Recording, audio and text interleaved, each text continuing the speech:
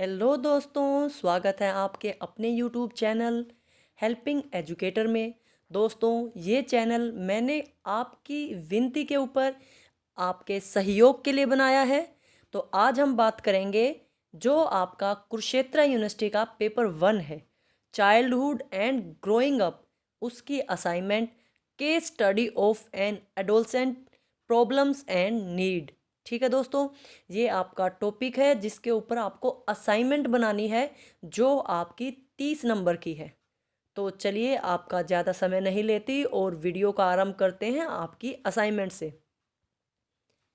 इसमें सबसे पहले आप क्या बताइएगा? इसमें सबसे पहले आप अडोलसेंस यानी किशोरावस्था के बारे में बताइएगा। थोड़ी सी उसकी भूमिका बनानी बहुत आवश्यक है। ठीक है दोस्तों, कि किशोरावस्था कहाँ से उत्पन्न हुई या किशोरावस्था शब्द का क्या अर्थ है, आप इसकी भूमिका बताइएगा।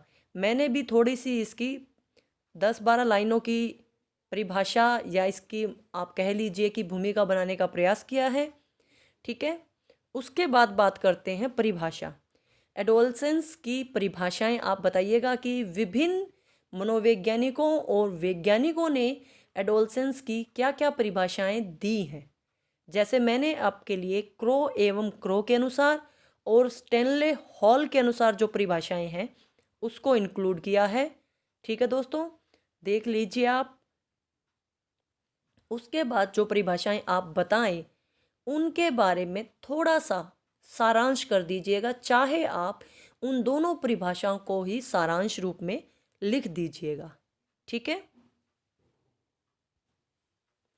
उसके बाद देखिए किशोरावस्था की यानी एडोलसेंस की विशेषताएं। अगर आप इंग्लिश माध्यम के छात्र हैं तो आप इसको अंग्रेजी में भी कर सकते हैं, और अगर आप हिंदी मीडियम के हैं तो आपको कोई परेशानी नहीं होगी। तो मैंने इसकी विशेषताओं को विस्तृत रूप में नहीं लिखा है। अगर आप अपनी असाइनमेंट को बड़ा बनाना चाहें तो इसको विस्तृत रूप में लिख सकते हैं। शारीरिक विकास, बौद्धिक विकास, समाज सेवा एवं देशभक्ति की भावना, कल्पनाशीलता, विद्रोह की प्रवृत्ति, कामुकता, स्थिरता और समायोजन, वीर पूजा की प्रवृत्ति, धर्म एवं ईश्वर के प्रति विश्वास, स्वाभिमान की भावनाएं, ये इस अवस्था में यानी किशोरावस्था की मुख्य विशेषताएं, मतलब बच्चों में ये सारी विशेषताएं देखने को मिलती हैं। ठीक है दोस्तों, चलिए आगे बढ़ते हैं। उसके बाद है किशोरावस्था की प्रमुख आवश्यकताएं, मतलब एक किशोर के रूप में बालक को किन किन बातों की आवश्यकता है या किन किन चीज़ों की आवश्यकता है। ठीक है, उसके बारे में बताइएगा आप। और मैंने इसको थोड़ा सा लिखने के बाद देखा कि हम इसको शॉर्ट करके भी लिख सकते हैं, यानी सामाजिक आवश्यकता कि बालक एक समाज के रूप में उसकी क्या क्या आवश्यकता है। भौतिक आवश्यकता यानी उसको आगे बढ़ने के लिए किन किन चीज़ों की आवश्यकता है। संवेगात्मक आवश्यकता यानी भावनात्मक रूप से उसको क्या क्या चीज़ें चाहिए।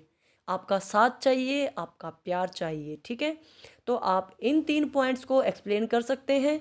और उम्मीद करती हूँ या आपसे विनती करती हूँ, अगर आप इसी टॉपिक पे बना रहे हैं तो प्लीज़ इनको एक्सप्लेन कीजिएगा, आपका इम्प्रेशन अच्छा जाएगा। ठीक है, ये आप कहीं से भी सर्च करके लिख सकते हैं, इसमें कोई समस्या नहीं आएगी, या आप खुद भी इसके बारे में थोड़ा सा एक्सप्लेन कर सकते हैं।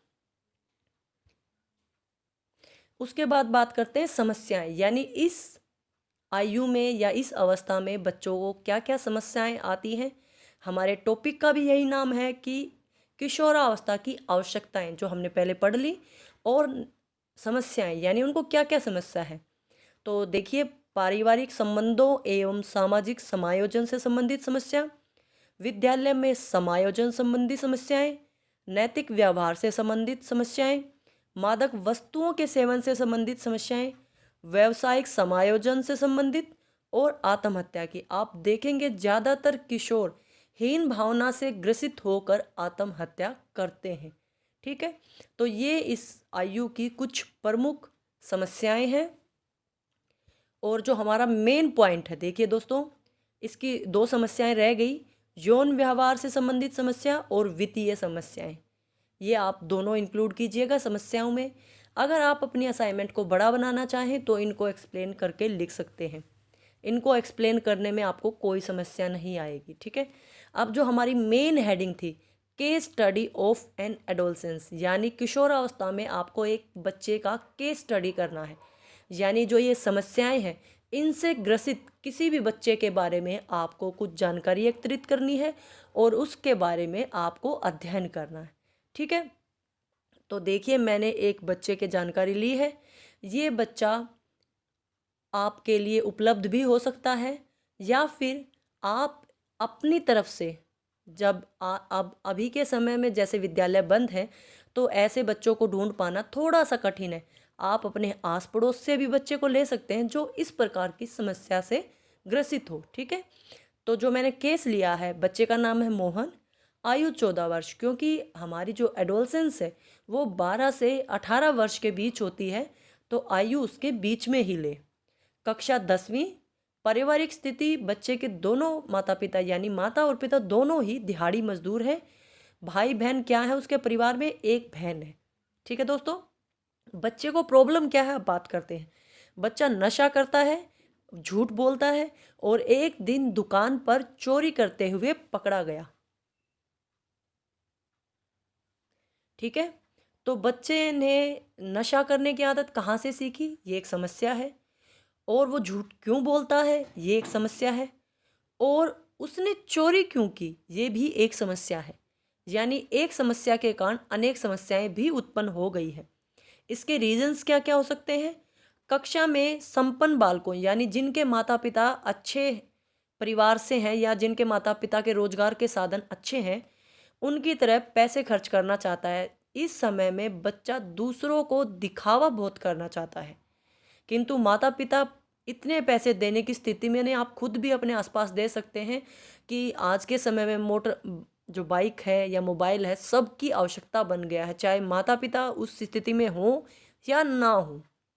ठीक है, इसीलिए बच्चा गलत संगत में पड़ गया और चोरी करने लगा, और साथ साथ उसमें नशा करने की प्रवृत्ति भी आ गई।